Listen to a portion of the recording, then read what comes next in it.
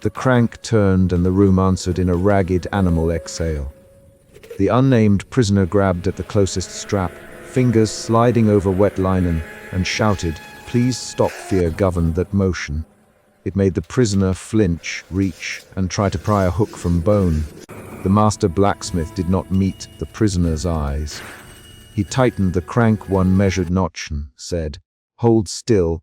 Then the narrator watched from the bench and shifted a ledger under a single candle to read the wet ink. From the first twist of metal, the central problem was plain. Who ordered the iron spider and why?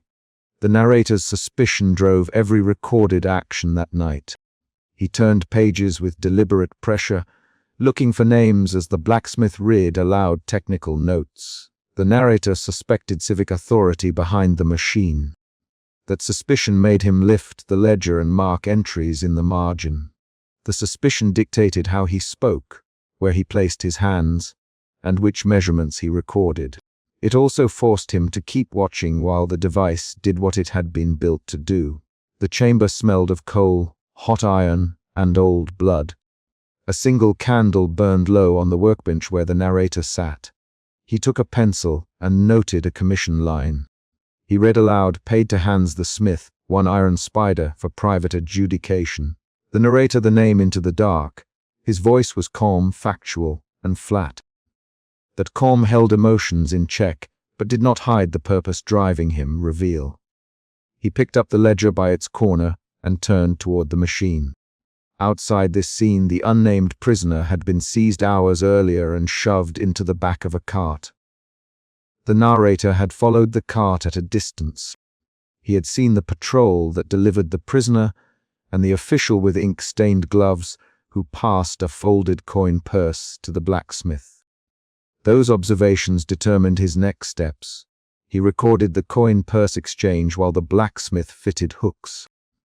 The first external event after the cold pull happened when the blacksmith found a mismatched hook. He stopped the crank and slammed his palm on the bench. "Damn it," said the master blacksmith, and he exchanged the hook for a thicker, hooked arm stock. The narrator stood and moved closer. The prisoner hissed under his breath and tugged at the wrist binding. The blacksmith looked at the ledger and then at the prisoner name. He asked. The prisoner coughed and said, "Jacob." Jacob Havel. The blacksmith wrote the name on a scrap and tucked it into his apron. The narrator recorded the scrap, photographed its ink rub with a damp cloth, and noted the hook's serial mark. He measured the hook's gape and wrote, "Angle 14 degrees." Hook tip blunted for penetration. He spoke every measurement aloud as he wrote, cataloging in the candlelight. The tone of his voice remained steady. His actions were the way he showed the emotion that led him, a suspicion that official papers had been falsified or hidden. That suspicion pushed him to catalog evidence, to count threads in straps, to test the crank's resistance. Dialogue punctuated the assembly hands. The narrator, naming the blacksmith to track his voiceway, was this requested. The master blacksmith replied. An official asked. He could not be seen at trials. He paid gold. The narrator wrote, "Paid gold." Identity sealed. He tapped the ledger. The blacksmith hammered soft metal pins into a hook and said, "It must hold." Patrons hate loose ends. The unnamed prisoner whimpered and tried to breathe through a split lip. The narrator recorded the sound, breath wet against the stale air, a low intake with the cadence of one trying to buy time. An early emotion shift moved the scene from suspicion to revulsion. The narrator registered the blacksmith's pragmatic language and felt revulsion when the man referred to flesh as a measurement. He did not speak that revulsion as an internal adjective. Instead, he set the ledger to mark a new column. Damage expected. He handled the prisoner's limb to test flexibility and winced outwardly when tendon fiber slid under his fingers. That wince, the short tightening at the jaw, showed the shift. The blacksmith resumed with an engineer's pilot voice. This device doubles traction on opposing arms. It divides force into arms and counterweights. It makes separation predictable. He patted the iron central hub. Predictability makes clients safe. They only want confession and deterrence. The narrator, who orders that? The blacksmith's eyes narrowed. He wiped his hand on his apron and said, "You know who ensures order. You know who fears rumors." The narrator wrote the blacksmith's words in the ledger, and underlined fears rumors. The prisoner tried to speak again. He didn't take. He stammered, "Jacob. Say it slow." The master blacksmith speak for the ledger. The prisoner forced his voice. "They accused me of stealing grain from the mill. I owe nothing. I left my tools in the courtyard." His hand shook against the rope. The narrator recorded the names of the miller and the patrolman who had handed the folded purse, then checked the ledger for matching entries. He found 3 payments with the same official's notary mark. Another external event, the narrator discovered a folded commission note wedged between ledger pages. He opened it and read a name he did not expect, the town reeve, Marcus Lenk. The narrator's suspicion hardened again into a new direction, patronage at the municipal level, not merely private vendetta. He held the note up under the candle and watched the blacksmith's hands freeze on the crank. The blacksmith muttered, "Marcus paid in coin and grain. Jacob must set an example." The narrator nothing. He added the note to his satchel and kept watching the blacksmith fit a new set of hooks. The machine's arms hung suspended on thick chains from rafters blackened by soot.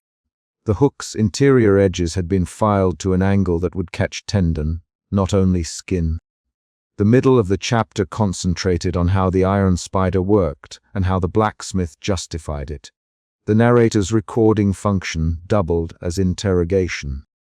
He technical questions and forced answers through the blacksmith's practice. How does the counterweight reverse traction? He asked it toggles via a ratchet. Turn one crank and weight transfers to the opposite arm. The blacksmith answered with short sentences that twist crushes joints. That is why the tip is angled.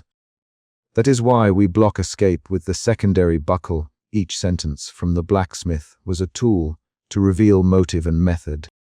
When the blacksmith demonstrated the gearing on a scrap frame, the narrator moved forward and tested a sample hook with gloved fingers. He pulled the hook over the leather and logged how much pressure was needed for the hook to catch. The blacksmith watched, then smiled once, a small, strange smile that did not reach his eyes. "Perfect." He said perfect for the task. The narrator noted perfection as pride. That notation registered another emotion shift. The narrator shifted from revulsion to a cold resolve to show evidence of craft. Pride used for cruelty. Dialogue deepened character. Hans, did Marcus say why Jacob? The narrator, because Marcus. Jacob spoke in the tavern. Hans replied, because Marcus wanted a warning. Marcus it to warn. The narrator repeated these. Hans, she wanted to stop talk. He hates talk. The narrator wrote fear of talk and paused.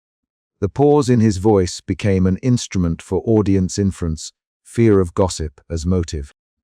That pause, the deliberate wait before he asked the next question, showed his attempt to probe deeper.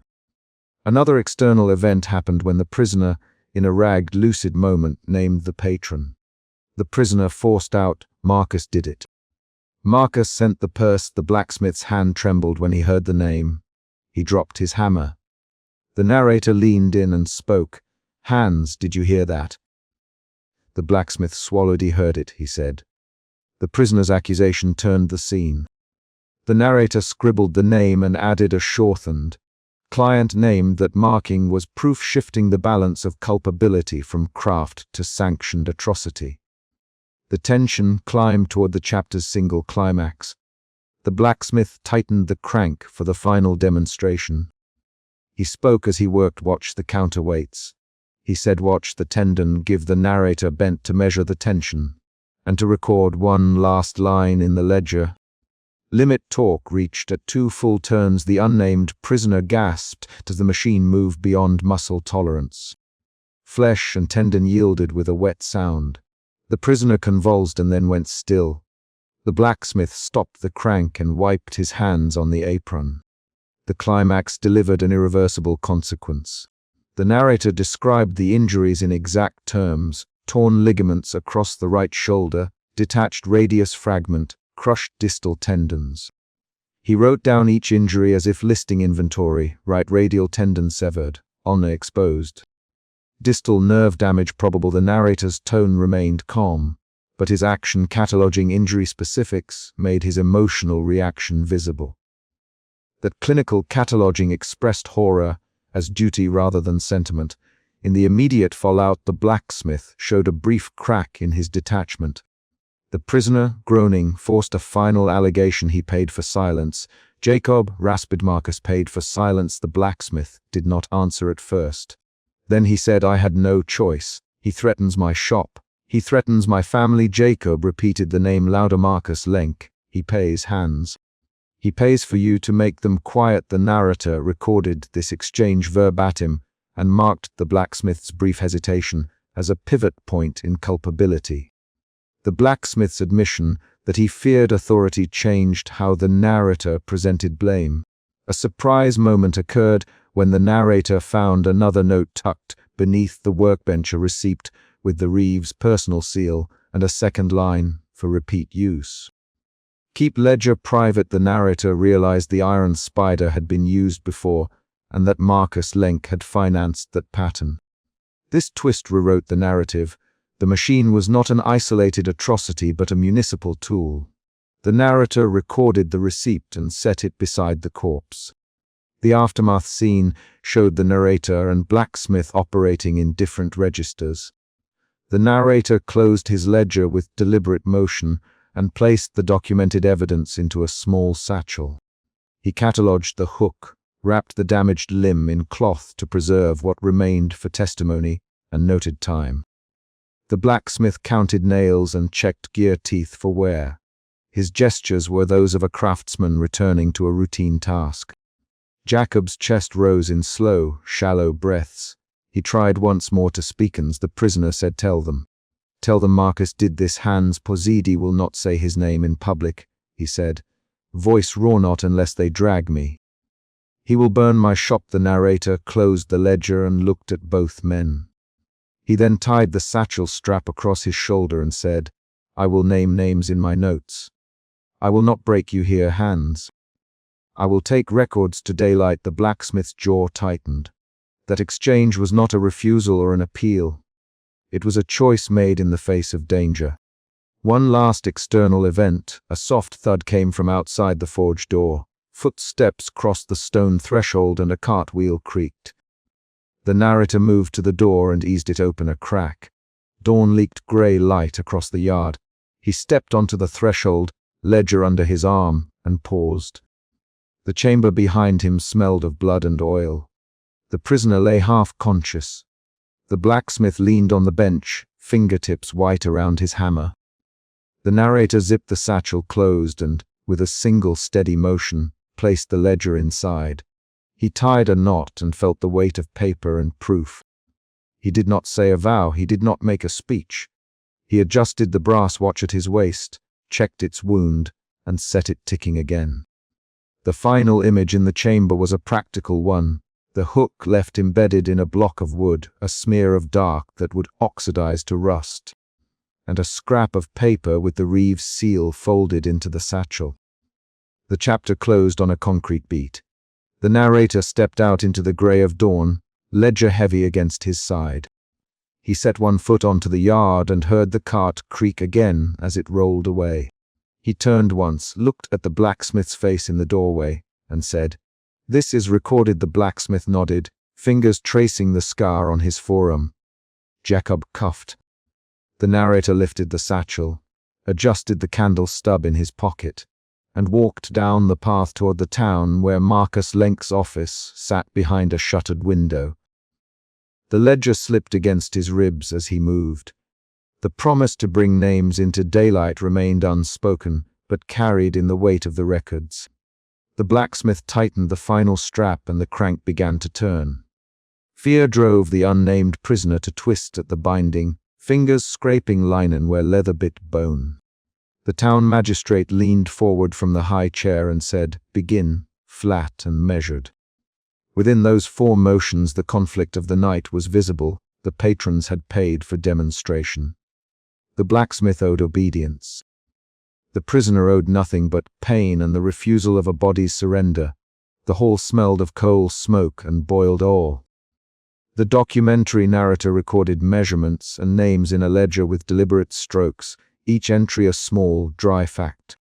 The narrator's tone held clinical distance, no pity, only data. This detachment shaped how actions were reported and how witnesses adjusted their faces. The narrator's presence made the room behave like a recorded experiment rather than a jury.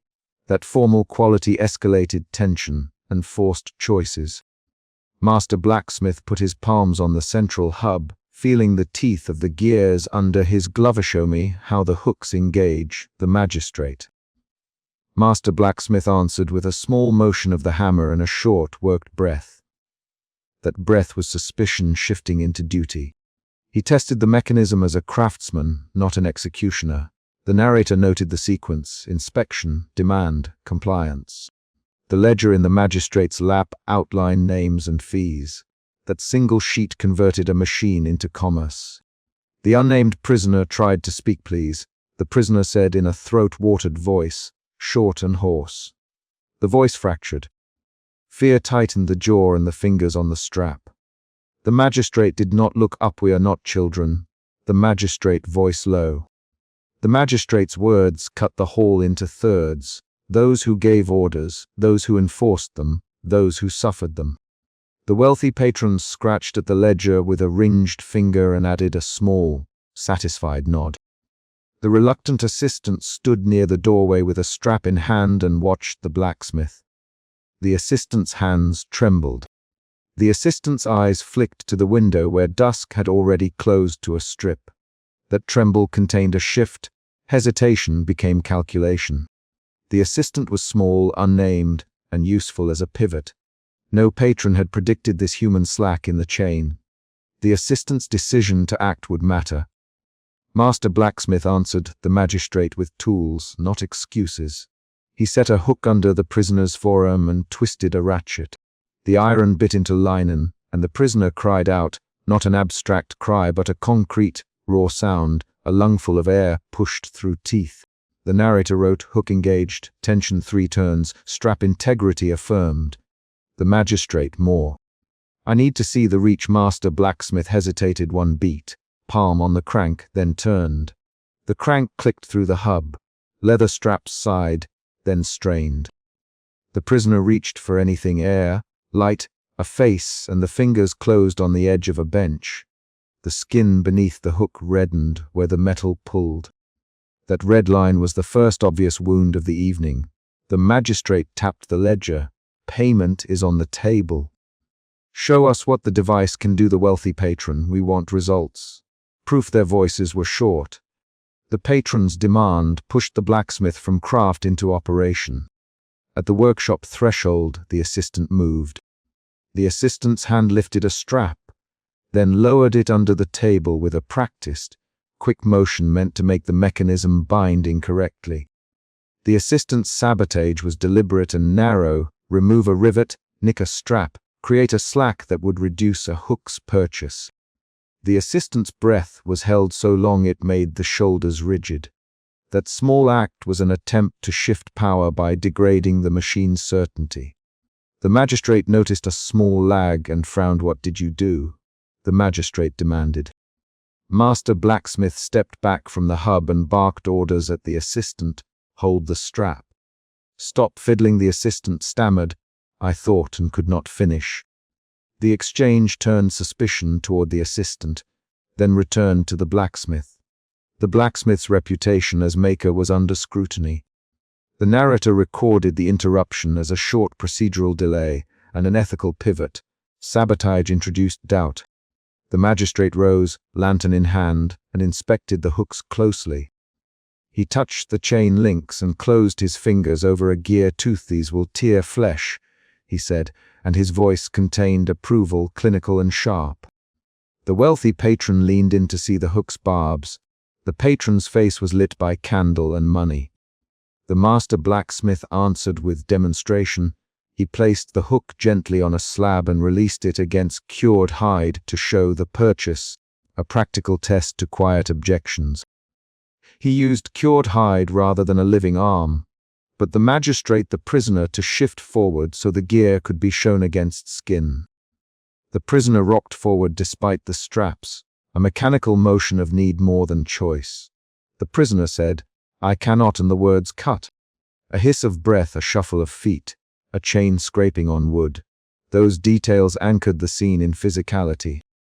The blacksmith placed the hook against the prisoner's thigh and closed the clamp. The prisoner tightened every muscle, and then gasped as the leather pulled at a joint. The assistant, watching, breathed once and then again, the earlier attempt at sabotage proving insufficient to stop the machine. On the table, the wealthy patron produced the ledger and opened it to a marked page.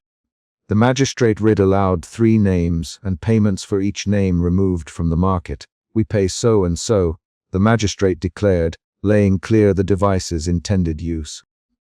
That announcement shifted the moral frame of the room. The blacksmith listened without expression. The maker's hands did not tremble, but the jaw worked faintly. The patrons converted cruelty into bookkeeping, and the ledger's numbers made murder into an economic transaction. The assistant moved to the edge of the doorway, palms damp, and mouthed a vow to an invisible confidant. The assistant had picked up a scrap of writing an entry the blacksmith had left on the workbench and folded it into a sleeve. The assistant's action created a possible record outside the patron's control. The narrator marked this as a turning point. The assistant's secret absorption of paper created risk for the patrons and hope for testimony. Under explicit threat from the magistrate, the blacksmith forced the crank another turn. The ratchet bit deeper. The prisoner emitted a sound that changed from plea to visceral shock as joints began to bind in angles they were not meant to take. The assistant lunged forward, then stopped, hands clamping the strap as if to loosen it, but instead buying seconds that the magistrate interpreted as incompetent. "Do it properly." The magistrate snapped, and the blacksmith obeyed like a man balancing craft and threat. Metal met bone with a dry, grinding note that the narrator wrote down because facts required it. Tendons sang under pressure. The hook held. The prisoner cried, then fell into a high, thin rhythm of breaths, each one shorter. The blacksmith's face changed. His technique remained precise, but his fingers brushed a scar on his forearm, as if to recall the cost of heat and metal. The room's reaction split. The patrons clapped with thin smiles, the magistrate nodded, and the blacksmith's shoulders slumped a quarter degree in a private concession. The emotional shift moved from suspicion to urgent fear to cold acceptance. The mechanism reached the point beyond repair. Leather tore at a seam and the body's alignment failed to return. The sound of the leather ripping was raw and close. The prisoner went still in a way that did not mean unconsciousness, but meant organized collapse. The magistrate counted coins aloud, crisp and final paid, the magistrate voice flat. The wealthy patron tapped ash from a pipe and turned away. The blacksmith unhooked what remained with hands that had worked metal all their life. The assistant slipped toward the doorway carrying a folded scrap of writing pressed to the chest. The narrator recorded the aftermath with the same merciless calm used earlier. One body moved to a stretcher, the remaining sounds catalogue, the ledger updated. The assistant paused beneath the eaves and watched the magistrate step into the alley with the patron. The assistant's face was set. The assistant said nothing out loud but held the paper tighter. The prisoner, blood on linen and face slack with exhaustion, mouthed a promise to survive and testify by making gestures a voice could no longer shape. At dawn, the narrator returned to the empty workbench and wrote a new ledger entry in the same hand that had recorded payments. The assistant had left a small mark in the scrap folded in the sleeve, a name, a date, a note of who had ordered the demonstration. The narrator noted the mark but did not comment. The assistant disappeared into the street with the prisoner's fading testimony in a torn sleeve and a ledger entry that could not be erased easily from memory. That action resolved the night's smaller conflict. The patrons had achieved a demonstration. Someone had taken evidence away. The chapter closed on a concrete beat, the assistant's retreat into the alley with the folded paper, a single sound of a latch closing behind the door. The authoring voice of the documentary narrator ended the day's record without sentiment. The last line in the ledger was a practical note, payment recorded, witnesses named, further observation scheduled. The assistant's promise remained external. The trial of evidence would be a later chapter. In that way the night finished where it had begun, with measured notes, concrete names, and a single human movement that kept the possibility of testimony alive. Paid coins, sealed mouths, and one hidden promise remained beneath a dawn-claimed ledger. Reference to the earlier incident when, in Chapter 1, the crank had already turned, and the prisoner had clawed at the strap was visible in how the blacksmith's fingers hesitated when a gear matched that exact rhythm. The narrator connected those two moments. The earlier plea had not altered the patron's calculation. Instead, it hardened the ledger's entries and stoked the assistant's decision. The chapter resolved its immediate conflicts. The patrons validated the machine. The blacksmith completed his contract. The prisoner survived to testify. And the assistant carried away a record that might change what the magistrate thought secure. There was a new, quiet consequence. The blacksmith kept his tools but lost a small part of himself when he accepted the final coin. The assistant kept the ledger scrap and gained weight in the chest that was not pride. The prisoner kept a fragment of life breath and some broken mobility and spoke a name in a voice that could still be heard in the alley. Those possessions and losses closed the chapter's mini-conflict while leaving the larger danger intact. Outside the hall, the magistrate and the patron walked with the measured pace of men who had purchased a demonstration and expected results. The magistrate's hand smoothed the ledger's page. The patron spat tobacco and smiled. The assistant slipped between barrels and kept the ledger scrap pressed to the chest. That single action hiding a record, keeping a name created the pivot the next chapter would need, a document surviving an evening of counted coins. The night yielded the demonstration the patrons wanted and a secret the assistant would carry into dawn. They hauled him into the magistrate's chamber by the wrists and propped him on the bench so that his feet dangled over the stone floor. Fear sat in his jaw. He kept trying to pull his hands free, and his knuckles whitened against the iron links. The magistrate pushed a sealed ledger onto the table and tapped its leather cover with a flat, precise finger upon it, the magistrate said. The scribe bent forward, breathing on the metal lock, and pulled a small iron key from inside his sleeve. Fear circled the prisoner's choices from the first breath in the room. He had been dragged before authorities before. He had felt the crank bite at flesh in a smithy back room 2 nights prior when the blacksmith tested the device on him for demonstration. That memory metal biting linen, the blacksmith's measured strikes still made his muscles jump. He watched the magistrate and the scribe. He weighed what naming would do. He clung to a single thought, survive and testify later. That thought moved his hands when he could not find words. The scribe forced the ledger open and ran his thumb along an erased entry until he found the faint indent. He read aloud, slow, sounding the letters like a surgeon testing a blade entry. Payment to Smithtown physician. Patron, Lord Havel. The chamber froze around the sentence. The prisoner's breathing hitched. The magistrate's face remained flat, but his fingers tightened on the table's edge. The scribe smelled faintly of wax and ink. His fingers left a dark smear on the ledger's page. Lord Havel. The magistrate said, eyes narrowing. Scribe, read that line again. The scribe obliged. Scribe. The magistrate added. Confirm the date. The scribe tapped the margin and nodded. 3rd week, month of winter. Coin paid in full. The magistrate swallowed and then spoke slower, measuring each word as if testing its weight. Bring the blacksmith. He struck the bench with the heel of his palm. Footsteps clattered in the corridor. The prisoner tried to move and a guard shoved him back. The chain clinked like a small animal banging its cage. He tried to speak and could not find the right syllables. His throat felt raw from the cranks. The magistrate watched him and watched the scribe, then asked, Do you recognize this work on the bindings?" The blacksmith came through the doorway carrying a coil of iron and smelled of coal and old blood. The blacksmith set down the iron and wiped his hands on his leather apron. He looked the prisoner over without a flicker of pity. "Those are my cuts," he said.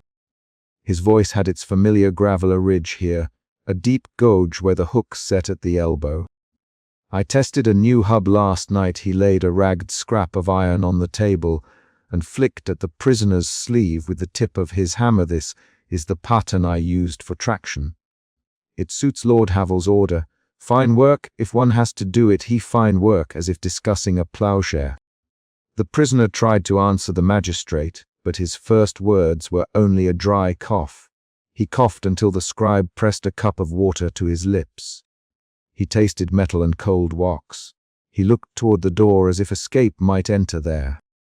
The magistrate leaned back and spoke slowly. "Names," he said. "Give me names, and we will consider leniency." The prisoner closed his eyes. His hands clenched the chain. The room held its breath. The prisoner's fear shifted into calculation.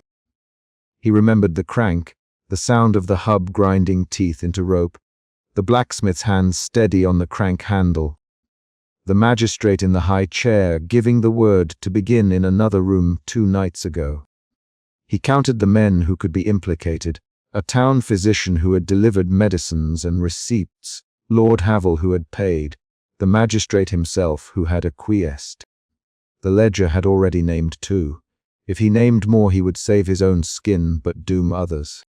If he refused, he would keep the ledger's secrecy but risk another turn of metal on his body. "Cannot name more men," the prisoner said at last. Voice thin. "He cannot remember where I met them. I saw coin, not faces." His words were clipped. He kept his head down. The magistrate's jaw tightened.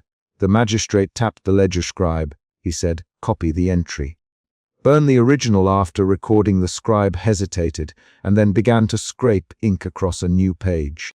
The magistrate rose from his seat and walked to a small brazier by the window. He did not light it yet. He folded his hands and looked at the prisoner. "We need demonstration.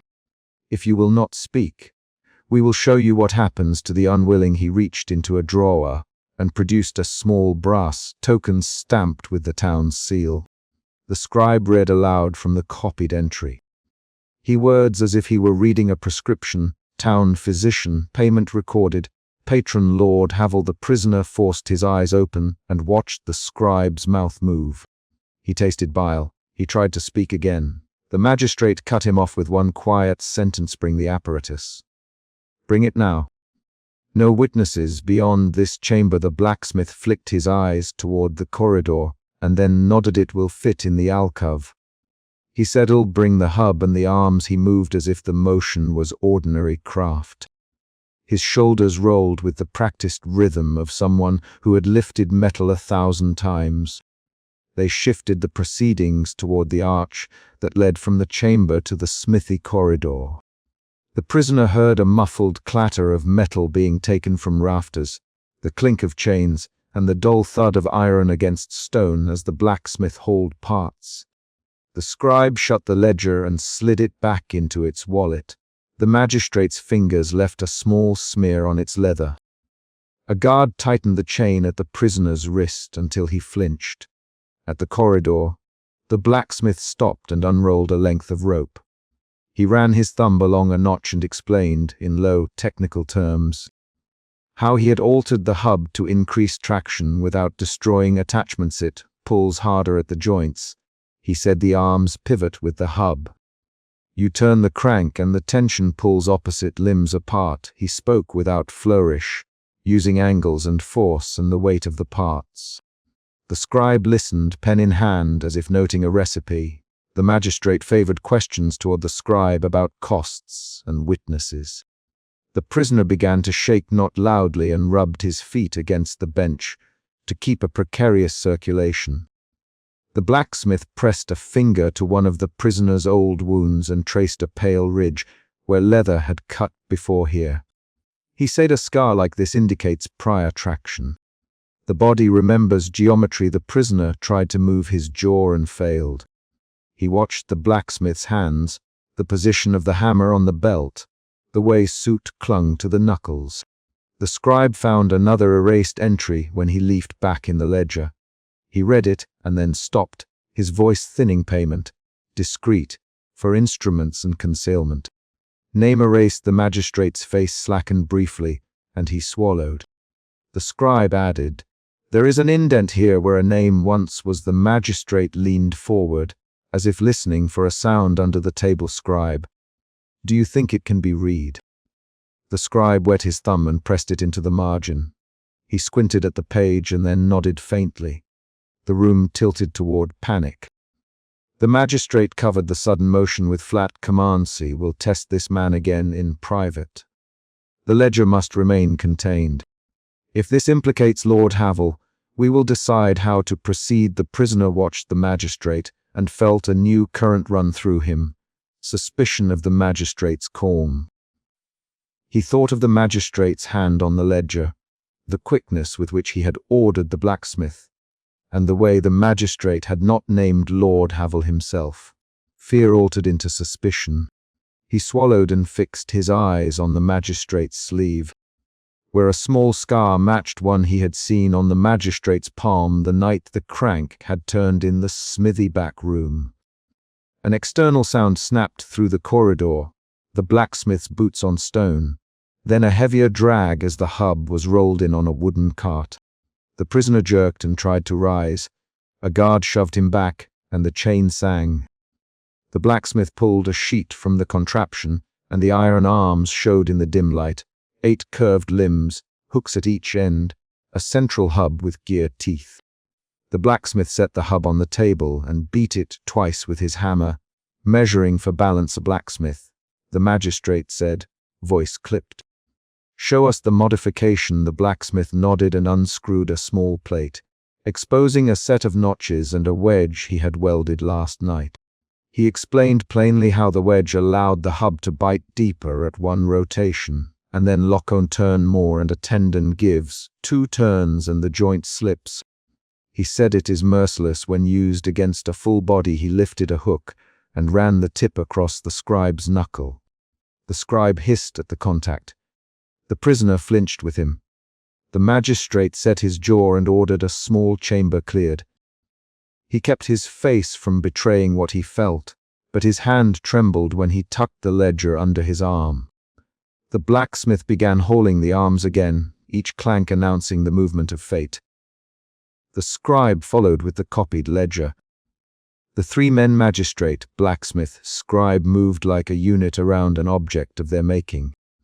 The prisoner tried to name the physician, to find a lie or a truth that might end the scene. He could not.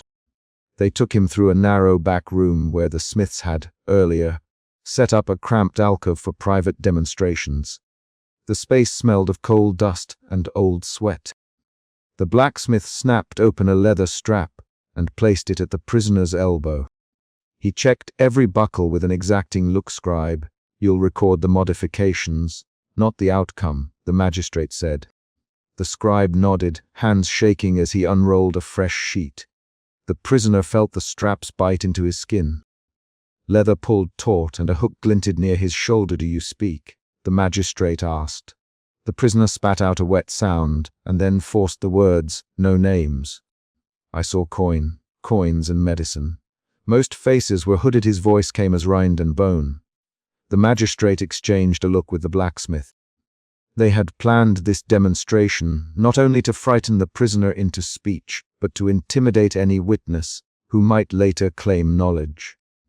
The blacksmith smoothed the crank and set the hub into place beneath a low beam. The prisoner began to tremble openly. He watched the blacksmith's hand on the crank. The blacksmith's thumb brushed the grip, and he closed his fingerstern, the magistrate said. The blacksmith turned once, then twice, then stopped and looked at the magistrate for direction again, the magistrate said. The room held to the rhythm of the crank. The prisoner tried to wrench free, and only made the leather cut deeper. He made a sound like a child on the third knock of a door. As the hub bit, the prisoner felt a shard of recognition and anger cleave through him. He remembered the first time they had used the device on another man in a dark room. How the man had cried not names but a single unexpected phrase that revealed the physician's hand in procurement. That memory struck him without poetry. He saw the man's teeth, the rasp of breath, the way the blacksmith had adjusted the crank when the victim's muscles clenched. The prisoner felt a spike of defiance, not an abstract resolve but a precise, physical movement. He forced his lips closed to stop a sound he feared would be used against others. A guard stepped forward when the prisoner tensed to cry out. He held a cloth over the prisoner's mouth and the prisoner bit into it. The blacksmith turned the crank again. The room registered the mechanical whine and the wet sound of strained rope. The scribe wrote without looking up. The magistrate watched the prisoner as if reading a ledger in flesh. The blacksmith's grip was steady. His breath came in even measures. The prisoner dug his heels against the bench and tried to jerk free. The chain bit into his forearm and left a pale crescent. The prisoner's fear shifted once more into a hard, internal silence. He chose not to speak even when the magistrate offered a final bargain, names for life. He swallowed and let the device grind. Pain came like a machine's logic, precise, unavoidable. He tasted copper and thought of names again, and then he realized that one name, spoken now, would not save him but would doom the physician and perhaps the magistrate. He kept his mouth shut. When the crank slowed and stopped, the blacksmith wiped his hands on his apron. He tested the lock with a feel of the hub, and then disengaged two arms. The prisoner sagged on the bench, panting, skin seamed with red where hooks had tugged. The magistrate turned the ledger face down and tapped it once more with his finger. "We'll bury this," he said quietly. "The less paper, the better." He slid the ledger into his coat and tightened his collar. The scribe, however, looked at the magistrate with an angle of new fear in his eyes. "Magistrate," he said, voice small, "if this ledger names Lord Havel and the physician, what do you intend?" The magistrate's face closed like a door contain it. He answered, "Or remove the transaction. We do not invite scandal." Another shift. The scribe's worry made the magistrate clamp down harder. The magistrate preferred control over exposure. The blacksmith began to disassemble the hub with mechanical calm. He folded each arm and wrapped it in oilcloth. He tied the hooks in a bundle and lifted them as if they were ordinary tools. When the prisoner's eyes flicked to him, the blacksmith met them with the same practical look he used at the Fujia tool. He said to no one. And then he added, "Used where paid for." The prisoner stared at him and saw no shame, only the same craft pride that had bent iron into plows and nails. The scribe shivered and whispered, "You will take it away?" Then the blacksmith nodded. A new event occurred. A courier arrived unexpectedly at the magistrate's door, breathless, with a folded note pressed into his mitten. The magistrate cut it open and read. His eyes flicked to Lord Havel's seal. The expression on his face hardened into a thin, controlled anger. He folded the note and slipped it into his pocket. "They demand discretion. He said they are watching our town more closely than we thought." The scribe paled and the blacksmith's jaw tightened. They carried the device out into the street before dawn. The prisoner was left on the bench inside, chains still clinking. The magistrate kept the ledger, the scribe the copied sheet, and the blacksmith the wrapped hooks. The prisoner tried to prop himself up and test his limbs. He found that some joints had been altered in a way that a casual glance would not show. Tendon and ligament pulled thin. He breathed shallowly and tasted dust. He made a sound low in his throat, which the guard answered with a hard shove and a single word, silence, when the smithy door shut. The prisoner felt the chamber shrink. The scribe had folded his sheet and placed it inside his vest. The magistrate set the ledger on his knee and ran one finger over the sealed edge. The prisoner fixed his eyes on that hand and saw the same scar had noticed that night when the crank had first turned. He remembered the sound of the crank and the magistrate's measured command to begin then, and he realized the magistrate had been present at earlier demonstrations. Suspicion hardened into a simple understanding. The magistrate was not merely a passive jurist. He was an active manager of this instrument. The scribe set his pen down but could not quite stop the trimmer in his hands. Magistrate, this will not stay secret if the physician speaks. The magistrate's mouth twitched and he answered, we will see to the physician. We will remind him of the cost of exposure. The scribe looked away. The prisoner kept his gaze on the ledger and felt a cold certainty that the ledger would be closed for outward show while the same pattern of payments and demonstrations continued behind doors. At dawn, when the courtyard cleared, the magistrate walked to the brazier and put the ledger inside, but did not light it. He closed the lid and then, with one deliberate motion, dropped it into a locked chest. The prisoner watched the chest close, and then heard the smithy's wagon roll away down the lane. The blacksmith returned only to pick up his hammer and leave no trace of the day beyond a smear of oil on the threshold. The prisoner was left alive and broken. He tested his mouth and found his voice ragged. I will tell when these men fall under oath. The magistrate looked at him as if reading an impossible footnote. You will decide how to proceed, the magistrate replied. He handed the scribe a small sealed persienture. This copy never leaves the hall. Burn it if anyone asks. The scribe took the purse and nodded, his face hardening into obedience. The prisoner watched the magistrate close the ledger's chest and lock it with a key he kept at his belt. The magistrate then rose and walked to the door. He paused and turned his head slightly. His voice was low as he said, "You will live for now. You will be proof if needed." The prisoner swallowed and felt the word proof land in his gut like a stone.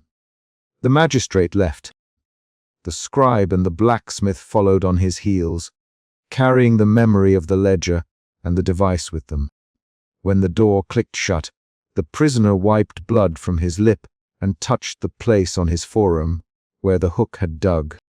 He sucked in a breath and then breathed out slow, counting the numbers of his breaths as if they were stones. He could not move beyond the bench. He had refused to name men. He had kept their faces from paper. Outside, the wagon's wheels faded.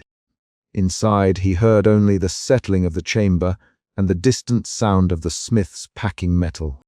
He found himself thinking of the ledger and of the scribe's small hesitation when he read the erased line naming Lord Havel.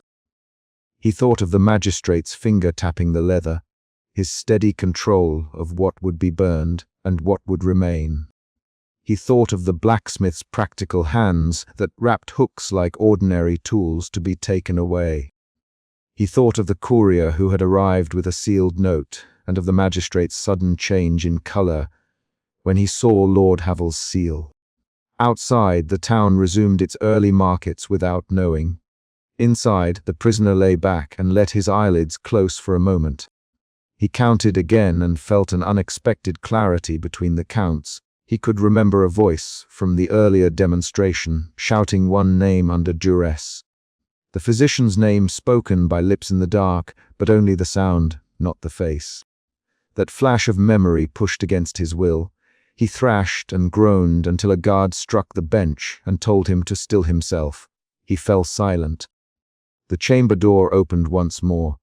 The magistrate placed a small, flat seal upon the ledger's chest and turned the key until it clicked. He looked at the prisoner and said quietly, "Live as proof. Speak only when called, and then speak truthfully." The prisoner swallowed. He could feel the weight of the seal against the air. The last action of the chapter is concrete and final. The magistrate closed and locked the chest containing the ledger and walked out. The sound of his boots steadied down the corridor. The prisoner watched the key turn and heard the door close. He pressed his palm to his ribcage where the hooks had tugged and made himself count one more breath. At dawn, the town magistrate slammed the smithy's door and ordered the iron spider handed over or he would pry it loose himself. Fear drove the unnamed prisoner to crouch against the far wall, fingers pressing at the torn linen where leather straps had cut his skin. The master blacksmith did not look up. His hand stayed on the central hub as if the metal could answer questions. The documentary team had come for evidence. The magistrate had come for proof. The prisoner had come to make the machine speak. The magistrate, still in his travel cloak, planted both feet and said, "Open the crate now." His voice left no room for negotiation. The blacksmith's mouth worked. The prisoner swallowed repeatedly, each gulp a small, visible act of survival. In that first confrontation, the chapter's problem lay bare: who would be blamed, and which men would be protected by coin and reputation. That question hung between iron beams and a suspended ring of hooks. The scene fell into immediate procedure. The documentary narrator stepped forward and called out the inventory sequence with measured cadence. List the parts. Count the hooks. Note blood or rust. The narrator's voice sliced through the smithy's morning smoke the way a ledger slice marked names. The magistrate found his crowbar, planted it at the crate's lid, and pried. The lid groaned and came apart in one loud surrender. The first item lifted clear was a length of braided strap, edges frayed and dark at the places where leather had met skin. The unnamed prisoner pointed at a cluster of straps and hissed, "They're my shoulder." That's where it tore. He used the prisoner label as if it were a map. His finger landed on a strap and would not move. The magistrate looked at the strap, then at the blacksmith. "Master blacksmith," the magistrate said, "explain these straps." The blacksmith set the hub down, wiped a smear of soot from his palm, and looked at the magistrate with the air of a man who had made 1,000 tools. "He made straps to hold, not to tear," he said. "It is the user who sets the force." His voice was flat. He framed the device as craft, not cruelty. Doubt slipped into the magistrate's face. He stepped around the crate and found a small bundle of parchment beneath a rusted hammer. He peeled back a page and saw a list of names with coins recorded beside each. He nothing at first. The prisoner's chest rose faster. The narrator moved closer and read aloud a patron mark inked at the corner. "This name pays for device use," the narrator said. The magistrate's jaw clenched, but he did not yet speak his next order. An external event interrupted the room's cataloging.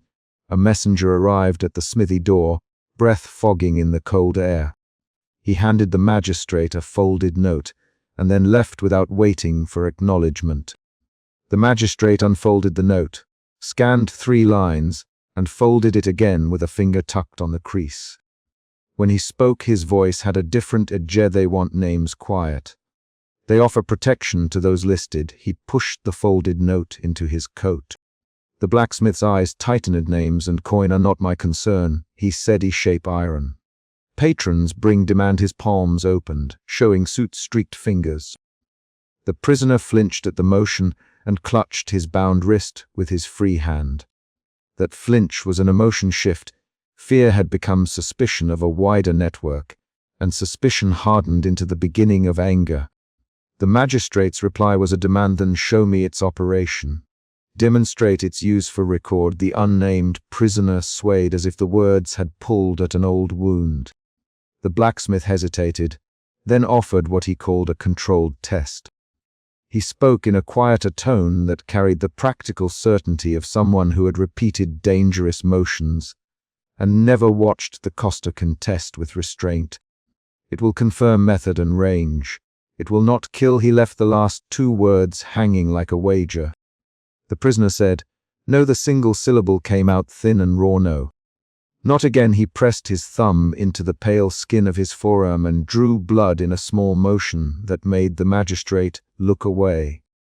The magistrate answered with a line between authority and calculation. "You will speak in court only if we can demonstrate what happened. If you refuse, your testimony is weaker." The prisoner swallowed and looked at the narrator as if searching for an ally. The documentary narrator stepped forward. "Who will record every motion," he said. His role as observer became a visible act. He read aloud the chain of custody, the names, the ledger entries. The blacksmith pushed back with a methodical cadence. "You think I need their names to do my work? I made the arms to spread weight evenly. The crank governs speed." The magistrate cut in. "Name 3 patrons." The magistrate demanded you have their marks in a ledger you keep on the bench. The blacksmith's hand went to his belt where a small, oiled, dark ledger lay. For a moment his fingers hovered and would not take it out. That hesitation was an emotion shift for him. The practical man showed fear of reprisal. He withdrew the ledger and opened to the page the magistrate had indicated. They read names aloud. Each name sounded heavier in the smithy's morning light. The narrator noted payments, dates, amounts, and a recurring mark that matched the patron's seal on the magistrate's note. The magistrate's face tightened with a balancing act between enforcing law and avoiding political fallout. We proceed with a demonstration. The prisoner looked at the magistrate as if seeing him commit the act that would break their last defenses. In the center of the chamber, the iron spider hung from timbers, its 8 arms curled inward like a mechanical spider at rest. The blacksmith moved below it and began to fasten straps to the prone bench that had been used in earlier demonstrations. The prisoner sat on the bench, legs already trembling, and did not speak. The master fit leather binders to wrists and ankles, the motions precise and practiced. Each buckle pulled a small cry from the prisoner. Stay still. The blacksmith said to the prisoner, it will go smoother if you hold still. That line exposed his practical stance. The device was a tool and obedience would limit harm in his calculation. The prisoner whispered, why did you make it? The blacksmith answered without evasion. Work came.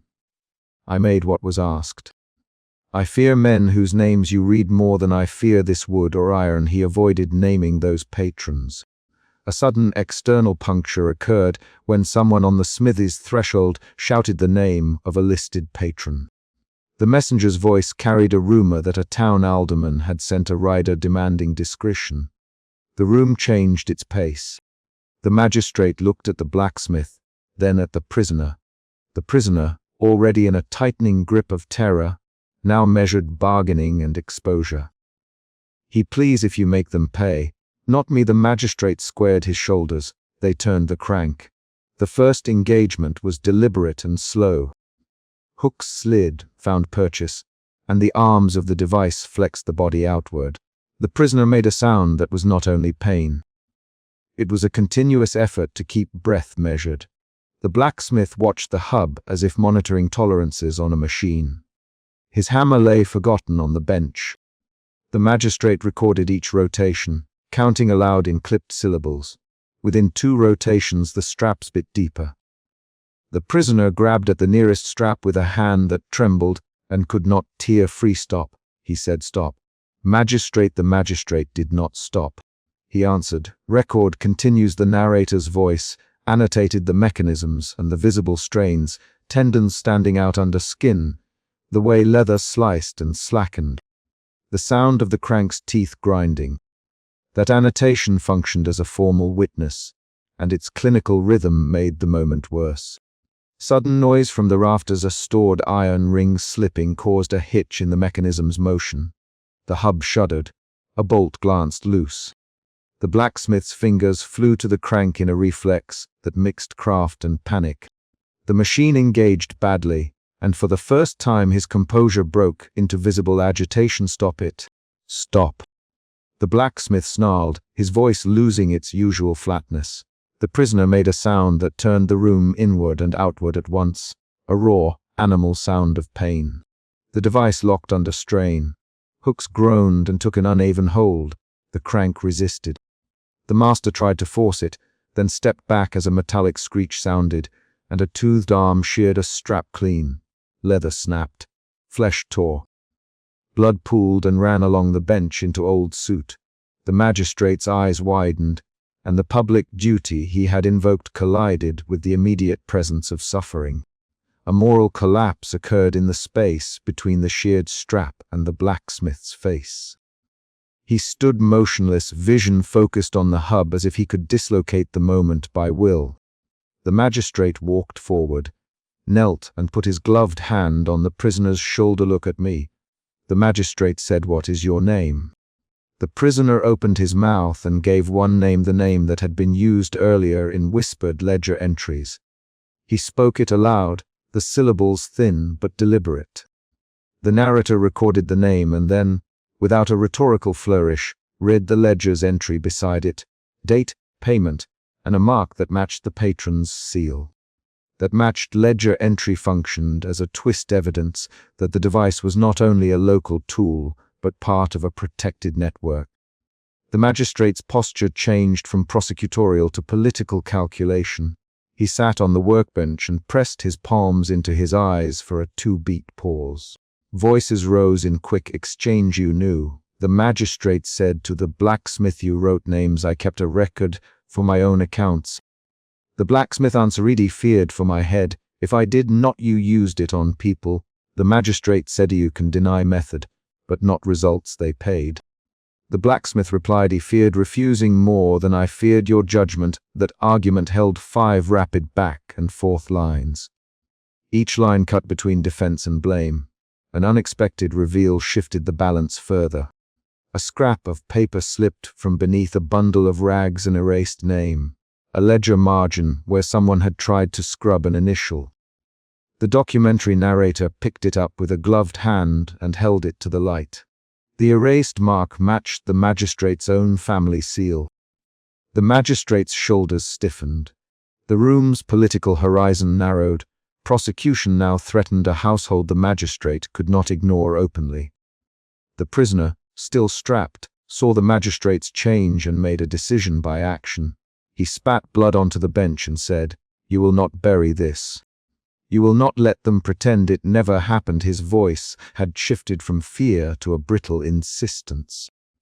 The magistrate looked at the prisoner and then at the ledger, then made the choice that would define the morning. He ordered the ledger sealed in a leather case and the iron spider taken down and hidden until higher counsel could be reached. The blacksmith protested with a trade plea. "If you hide it, the men who paid will come with knives or coin. They will burn my shop and hang me for a tool." "That was their order," the magistrate answered. "Then you will tell us names when asked under oath." The prisoner laughed once, short and humorless. "You're sealing the ledger to hide them." He said, "You are not sealing it to punish them." The narrator recorded each line with the same unflinching cadence used earlier. A final physical act closed the chapter's conflict. The magistrate took a strip of waxed cord, wrapped the leather ledger, stamped it with his official seal, and handed it to a clerk for transport to the town chest. The blacksmith watched the ledger go. The prisoner watched the ledger go, and then asked in a voice reduced to a scrape, "Will anyone read it?" The magistrate did not answer with certainty. He said, "It will be kept for counsel." That answer was an official paper over a living wound. Outside the smithy the morning had grown to thin sun and smoke. The iron spider was unhooked and lowered in careful motions that retook the mechanical reverence of the blacksmith's hands. The prisoner was untied enough to sit up. His limbs trembled, but he pushed himself toward a window. He watched the magistrate leave with the clerk and the sealed ledger slung under an arm. He breathed in shallow pulls and pulled his sleeve to press at the torn skin. The documentary narrator closed his notes and said, "We have a record. We have witnesses. The rest is for the magistrates and the courts." His voice returned to the room's practical function. The prisoner watched the narrator's ledger and then, with a small, deliberate movement, pointed to the bench where a scrap of paper remained the erased mark. "Take that too." The narrator folded the scrap into his own ledger. The chapter ended with an action that tied consequence to a tangible object. The magistrate gave the blacksmith a single order before stepping onto the road: remove the iron spider from public view and bring a list of all patrons for counsel. The blacksmith nodded and began unfastening the device, hands steady with the tiredness of a man whose craft had become indictment. The prisoner sat on the bench, pulled the faded neck band from beneath his shirt, and tied it around his wrist as a small measure of memory. He did not look at the blacksmith. He did not look at the magistrate. He watched the ledger leave through the open door until it was gone. Fear had forced the prisoner into the room.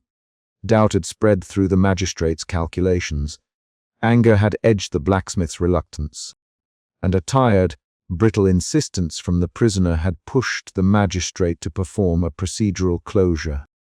Two emotion shifts, fear to suspicion, suspicion to anger, had steered every choice in the morning. The machine's failure and the ledger's reveal had provided the twist that altered everyone present. The chapter closed not on a promise of justice, but on a set of recorded facts, a sealed ledger, and the visible damage on one body. The magistrate's steps carried the leather case up the road. The blacksmith unhooked the arms and wrapped them in oiled cloth. The prisoner folded his hands and listened to his own breath. The last line in the smithy was the sound of wood on metal as the iron arms were lowered and slid into silence. Outside, a rider paused at the bend and looked back at the long, low building where men had argued and a machine had failed. Inside, names had been read aloud and a moral accounting had been set down on paper. The final action was the magistrate sealing the ledger and handing it to the clerk, who walked away with measured steps toward the town chest, and the prisoner watching until the figure carrying the ledger disappeared from sight.